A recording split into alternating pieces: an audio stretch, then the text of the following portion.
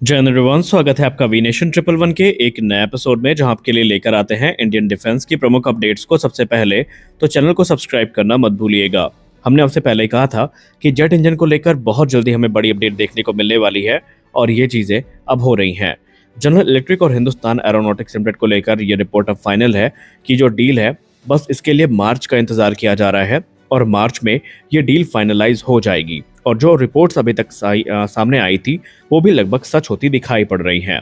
Media reports के हवाले से बात करें तो 99 F414 GE IN-S6 इंजन की जो डील है, जो कि 1.5 बिलियन डॉलर्स की होने वाली है, ये 2025 मार्च में फाइनलाइज करी जाएगी।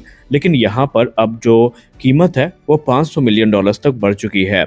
इसके पीछे का कारण बताया जा रहा है कि जनरल इलेक्ट्रिक ने जब इस पूरे डील को इवेलुएट करा, तो जो ट्रांसफर ऑफ टेक्नोलॉजी है, ये 56% से लेकर अब 80% तक दी गई है, जिसके चलते जो प्राइस है इस डील का वो बढ़ गया है।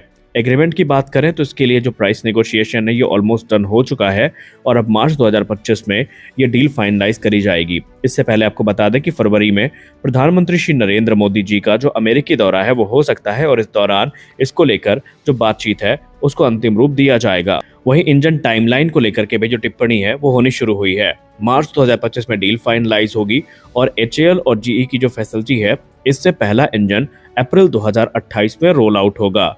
जनरल इलेक्ट्रिक एविएशन को इस बात का भरोसा है कि जो इनिशियल बैच होगा IN-S6 इंजन का, वो 3 वर्षों में भारत को दे दिया जाएगा और उन्हें इस चीज का भी भरोसा है कि आने वाले भविष्य में ये नंबर 200 को पार कर सकते हैं, क्योंकि जनरल इलेक्ट्रिक ने ऑलरेडी जो F414 इंजन है, इनके जो इनिशियल बैच है वो डिलीवर कर दिए हैं, जिनका यूज इस समय तेजस मार्क 2 के प्रोटोटाइप डेवलपमेंट और टेस्टिंग में होने वाला है। और इसके लिए बाकायदा जो हिंदुस्तान एरोनॉटिक्स लिमिटेड है, उन्होंने तैयारियां भी शुरू करी हैं, जहां पर बेंगलुरु में इंजन फैसिलिटी को तैयार किया जा रहा है।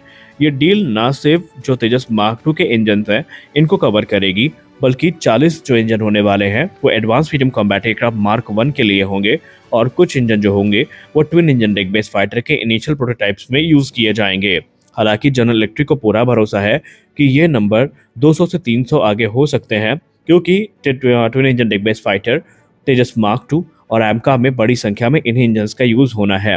हालांकि भारत के एनालिस्ट ये मानते हैं कि ये सीन चेंज हो सकता है, क्योंकि भारत अब ये प्लान कर रहा है कि आगे चल के जो लेटर वेरिएंट्स होंगे या जो फेज 2 के ऑर्डर होंगे तेजस मार्क 2 के, उनमें जो इंडियन मेड इंजन्स हैं उनको ही यूज किया जाएगा।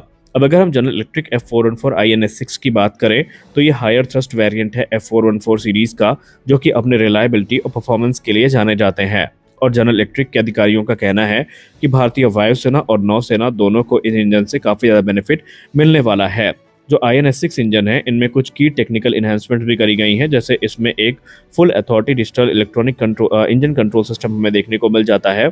इसके अलावा इसमें जो सेफ्टी फीचर्स हैं उनको भी इम्प्रूव किया गया है, जो कि सिंगल इंजन ऑपरेशंस के लिए काफ़ी महत्वपूर्ण माने जाते हैं। इसकी रिलायबिलिटी भी काफ़ी ज़्यादा बढ़ चुकी है, जिसके चलते जो परफॉर्मेंस है उसमें भी हमें इंक्रीज देखने को मिला है। और रही बात भारत की डाइवर्स ऑपरेशनल कंडीशंस की, तो उसके लिए इन इंजन्स को सबसे उपयुक्त माना जा रहा है। हालांकि थ्रस्ट की बात करें तो ये 98 किलोन्यूटन का थ्रस्ट जनरेट करने में सक्षम है और आगे चल के इसका इस्तेमाल संभावित है कि बड़े पैमाने पर भारत में किया जाएगा। और यहाँ पर एक और चीज़ ये है कि जो 80% ट्रांसफर ऑफ टेक्नोलॉजी दिए जाने की बात की गई है, उसमें ये चीज़ सामने आई है कि इकट्ठा भारत को ये टेक्नोलॉजी नहीं मिलेगी, बल्कि ये एक चरणबद्ध तरीके से चलने वाला प्रोसेस होगा, जहाँ पर धीरे धीरे भारत में इन टेक्नोलॉजीज़ को यूटिलाइज किया जाएगा। रही बात एडिशनल ऑर्डर्स की, तो भारत ने इसकी कंफर्मेशन नहीं दी है, क्योंकि हम सब ऑलरेडी ये सुनते आए हैं कि अगर एडिशनल ऑर्डर्स की नौबत आई तो यहाँ पर फिलहाल ये गौर किया जाएगा, विचार किया जाएगा कि जो इंडिजिनस इंजन है उनको प्राथमिकता दी जाए। क्योंकि सैफरान ने हाल ही में एक बहुत बड़ी टिप्पणी करी थी, जहां पर सैफरान ने कहा था कि भारत में जो इंजन वो बनाएंगे 110 किलोटन ट्रस्ट क्लास के, वो डायमेंशंस में F414 जैसे ही होंगे।